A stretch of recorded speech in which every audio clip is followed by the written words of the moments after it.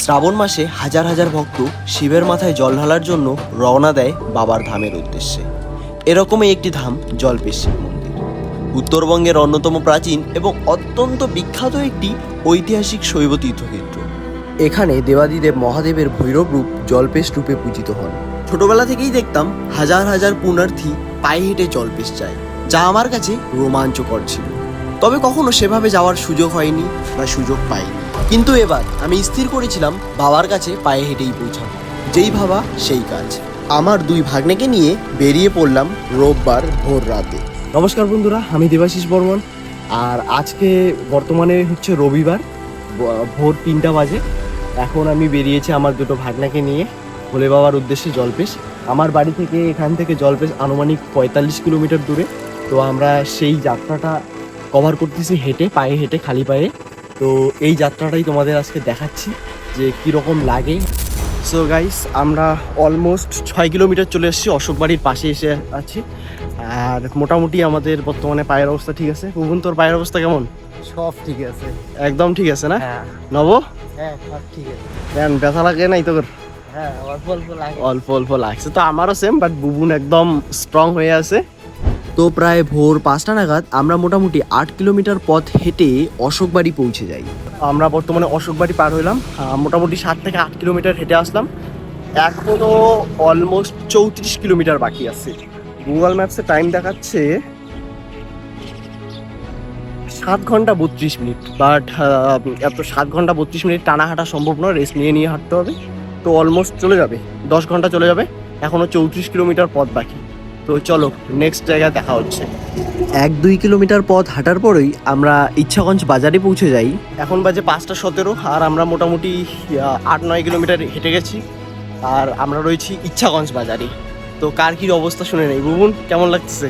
খুব ভালো। নব, ব্যথা ব্যথা লাগে, কিন্তু করতে হবে। এখনো 90% রাস্তা বাকি। আমরা মাত্র 10 কিলোমিটার আসছি, এখনো 30 কিলোমিটার বাকি। তো চলো দেখাচ্ছি বাকিটা। তো গাইস, অলমোস্ট 11 থেকে 12 কিলোমিটার হেঁটে আসলাম, ইচ্ছাগঞ্জ পার করেছি। বর্তমানে এই জায়গাটার নাম বলতে পারতেছি না, তবে আমরা একটা টেকনিক ইউজ করলাম। সাইডের পাকা রাস্তা দিয়ে হাঁটতে একটু ব্যথা লাগতেছে, তাই আমরা রাস্তার এই যে সাদা লাইন বরাবর হেঁটে যাচ্ছি। একটু আরাম দিচ্ছে বাকি রাস্তাটার চেয়ে। চলো, তো এভাবেই আমরা বেশ খানিকটা পথ গল্প করতে করতে পার করে ফেলি। তারা আবার পথ দিয়ে চলতে চলতে একটি জবা ফুলের গাছ দেখে সেখান থেকে ভগবানের জন্য ফুল ছিঁড়তে লাগলো। তো যখন সবকিছু ঠিকঠাক যাচ্ছিল, তখনই প্রথম দেখা দিল খারাপ সংকেত। আমরা অলমোস্ট বেলাকোপা পার হলাম। তো বর্তমানে পায়ের অবস্থা ঠিক আছে, কিন্তু পায়ের যে নিজের ত্বকটা সেটা জ্বালা করতেছে, কারণ কাটা পাথরে মনে হয় একটু কেটে গেছে হয়তোবা। আমার তো এরকম অবস্থা, বাকিদের কাছে শুনি। নবরূপ, ভালো লাগে না ব্যথা। আচ্ছা, বুবুনের তো একদম হালকা হালকা। ঠিক আছে। মাঝির বাড়ি বা জামালদায় গিয়ে থামবো, ওখানে কথা হচ্ছে। আমরা আছি মাঝির বাড়িতে। অলমোস্ট 16 কিলোমিটার হাঁটলাম, আর এখন 6টা 45 বাজে। পায়ের অবস্থা অলমোস্ট হয়ে গেছে, 12টা বেজে গেছে। তো চলো, সামনে জামালদা গিয়ে বাকি কথা হচ্ছে। আর এখানে আমরা একটা এনার্জির জন্য স্টিং নিলাম, জানি ছাপড়িদের ড্রিঙ্ক, তো ওটাই খাইতে হবে। আর একটা জলের বোতল, বাড়ি থেকে ভুলে আসছি জলের বোতল নিতে। চলো। সো গাইস, বর্তমানে আমরা জামালদা অলমোস্ট এসে গেছি। আর এখানে এই যে জল ভরাচ্ছে, আমাদের জল শেষ হয়ে গেছে। নবরূপ জল ভরাচ্ছে জামালদায়। এভাবেই হেঁটে হেঁটে জামালদা বাজার পার করার সময় ধরো আমরা জামালদা দিয়ে পেরিয়ে যাচ্ছিলাম। তো একটা ভালো মানুষ 4 চাকা নিয়ে এসে এই যে সবাইকে একটা করে জলের বোতল আর বিস্কুটের প্যাকেট দিল। তো তাকে অনেক অনেক বিশেষ ধন্যবাদ। হর হর মহাদেব। হর হর মহাদেব।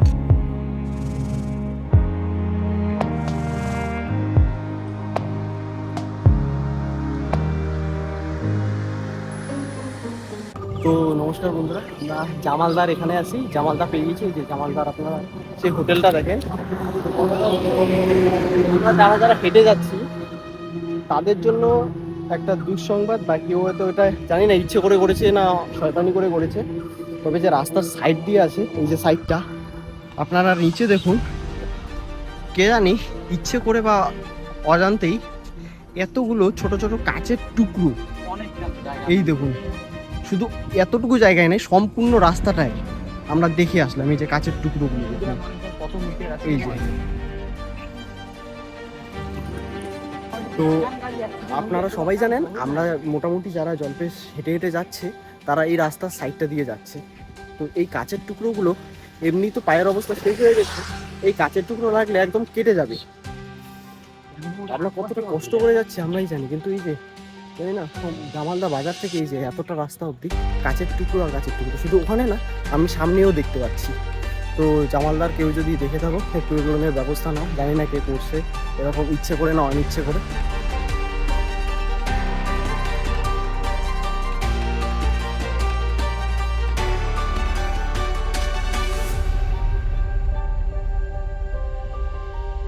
ভোর 3টে থেকে সকাল 8টা অবধি লাগাতার 5 ঘন্টা হাঁটার পর আমরা প্রথমবার জামালদা ফরেস্টে গিয়ে থামি। তো গাইস আমরা বর্তমানে জামালদা ফরেস্টের যে ফরেস্ট ডিপার্টমেন্টের অফিসটা আছে তার সামনে দাঁড়িয়ে পড়লাম, আর হাঁটা সম্ভব হচ্ছে না। একটু এখানে ব্রেকফাস্ট করে নেব আর শুনে নিই কার অবস্থা কীরকম। নবরূপ, পায়ের অবস্থা কীরকম? পায়ের অবস্থা মোটামুটি একটু ভালোই আছে, কিন্তু শিওর ভালো আছে? হ্যাঁ আচ্ছা, বুবুন? চলার মতন। চলার মতো। এই আমারও চলতেছে, বাট এই পায়ের পাতায় প্রচণ্ড কামড় দিতেছে, এখানে কিছু খেয়ে দিয়ে। তো জামালদা ফরেস্টে বসে আমাদের আইটেম হচ্ছে দাদার দেওয়া মেরি বিস্কুট, বাড়ির থেকে নিয়ে আসা ব্রেড স্লাইস, আর হচ্ছে কয়েকটা কলা বাড়ি থেকে আনা। চলো কেলা। জামালদা ফরেস্টে ব্রেকফাস্ট করার পর আমরা মোটামুটি 8:30টার দিকে আবার রওনা দিই। তো গাইস এখন বাজে 8:21, আমাদের খাওয়া দাওয়া ব্রেকফাস্ট শেষ, এখন আবার বেরোচ্ছি। তো এখন লাইটলি হাঁটবো, একবারে সম্পূর্ণটা কভার করবো না, 2-3 কিলোমিটার হাঁটবো আর রেস্ট নেবো। তো চলো এখন ওই জামালদা ফরেস্টই আছি, আস্তে আস্তে এগোচ্ছি। চলো ওই পেছনে নবরূপ আর বুবুন জলের খুঁটিটা একটু খারাপ হয়ে গেছে, ওটা ঠিক করতেছে। চলো গাইস আমরা বর্তমানে এসে খেলুপুর মোড়ে, আর আমরা লাগাতার 21 কিলোমিটার হেঁটে আসলাম। এখানে একটু রেস্ট নিবো অনেকক্ষণ, গত 5.5 ঘন্টা থেকে হাঁটতেছি, একটু রেস্ট নিয়েছি 10-15 মিনিটার, সেটা ব্রেকফাস্টের রেস্ট তোমরা জানোই। আর এখান থেকে জলপেশ এখন 21 কিলোমিটার দেখাচ্ছে। তো এখন 9টা বাজে, এত রোদের মধ্যে আর হাঁটা যাবে না, হাইলি আমরা চৌরঙ্গি পর্যন্ত হাঁটবো 12টার মধ্যে, এবং বাকিটা রাত্রিবেলা বা বিকেলবেলা কভার করবো। তো চলো এখানে একটু রেস্ট করি। সো গাইস আমরা বর্তমানে আবার ওই জায়গা থেকে বেরিয়ে পড়লাম, মোড়টার নামটা মনে নেই, তবে আমাদের এবার টার্গেট আমরা ডাইরেক্ট চৌরঙ্গি যাবো। প্রচণ্ড রৌদ্র, তবু একটু মেঘের মধ্যে ঠিক আছে। তো পায়ের পাতাগুলো যা ব্যথা করতেছে বলতে মনে হচ্ছে কেউ খিল দিয়ে সেগুলোতে গুছাচ্ছে।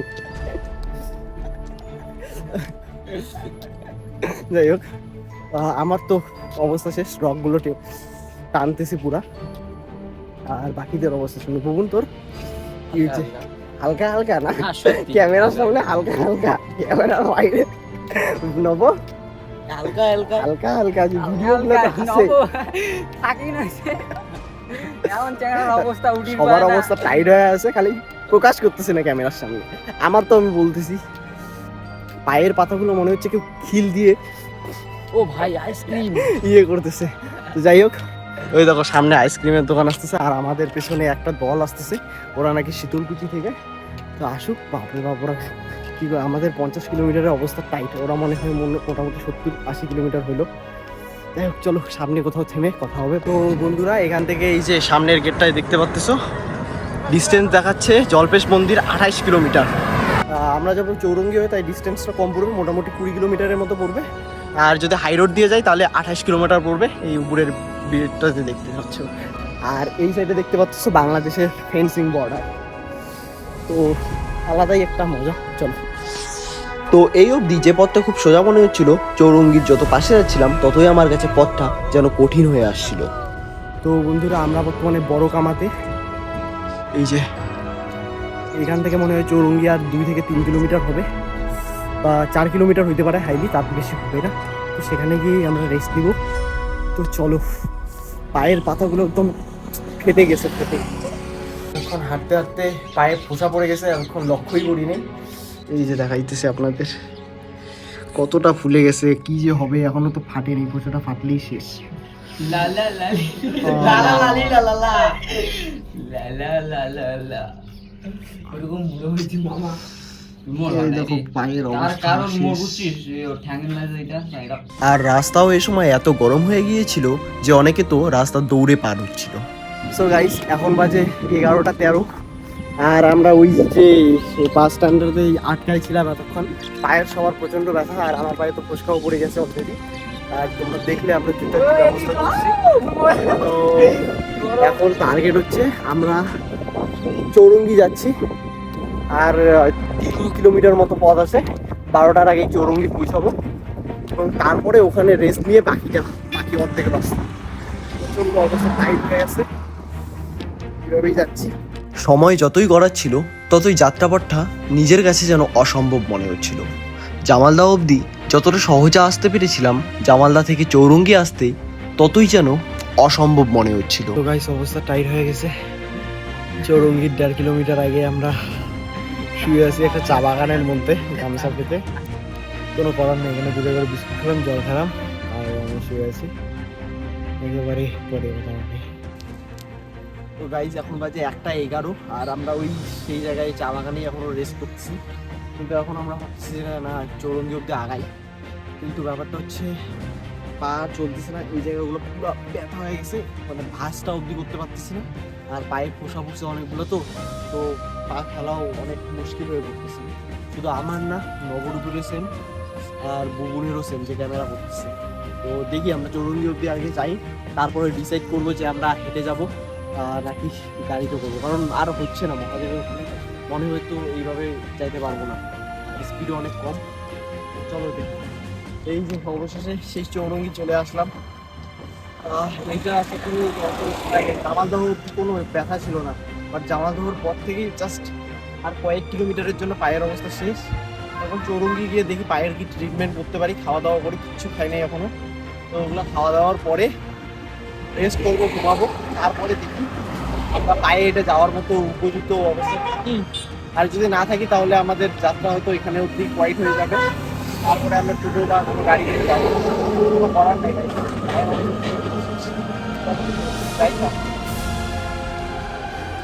তো বন্ধুরা, ফাইনালি আমরা চৌরঙ্গি চলে আসছি। তো এখানে পৌঁছে সবাই একটা করে কেক আর ফ্রুটি খাই আর একটু এক্সারসাইজ করে ব্যথা কমানোর চেষ্টা করলেও ব্যথাটা অতটা ফ্যাক্টর করছিল না যতটা না পায়ের ফোসকাগুলো জ্বালা করছিল। দুটো পায়েই দুটো করে ফোসকা আমাকে যেন ভেঙে দেয়। চৌরঙ্গি থেকে জলপেশের দূরত্ব আর মাত্র 17 কিলোমিটার বাকি ছিল, যা এরকম পানিয়ে চলা তখন আমার কাছে প্রায় অসম্ভব ছিল। তো শেষে সবকিছু ভেবে আমি হার স্বীকার করে নিতে বাধ্য হই। হ্যাঁ, আমি পুরো পথটা কভার করতে পারিনি। সে সময় চৌরঙ্গিতে একটা পুলিশের গাড়ির পিছনে 3টে ছেলেকে উঠতে দেখে আমার মন আর মানেনি, আমিও সাথে সাথে দৌড়ে গিয়ে উঠে পড়ি। At the end of the day আমি এটা রিয়েলাইজ করলাম, আমরা সব সময় জিততে পারি না, কখনো কখনো হেরেও যেতে হয়। আর হার স্বীকার করা মানেই সব কিছু শেষ নয়। হয়তোবা ভগবান আমাদের অজান্তেই আমাদের জন্য প্ল্যান বি তৈরি করে রাখে। যেখানে আমাদের প্ল্যান এ শেষ হয়, সেখান থেকেই ভগবানের প্ল্যান বি অ্যাক্টিভেট হয়।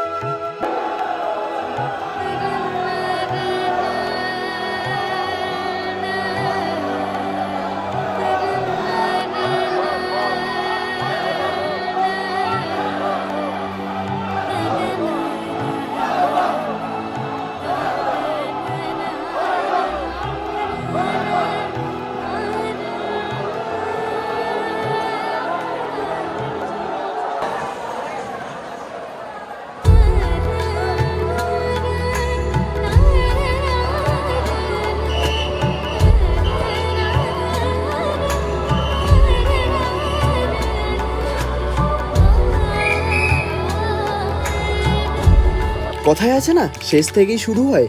কথা দিলাম পরের বার যাত্রাটা কমপ্লিট করেই ছাড়বো। এবার হেরে গিয়েছি ঠিকই, তবে অনেক কিছু শিখতে পেরেছি।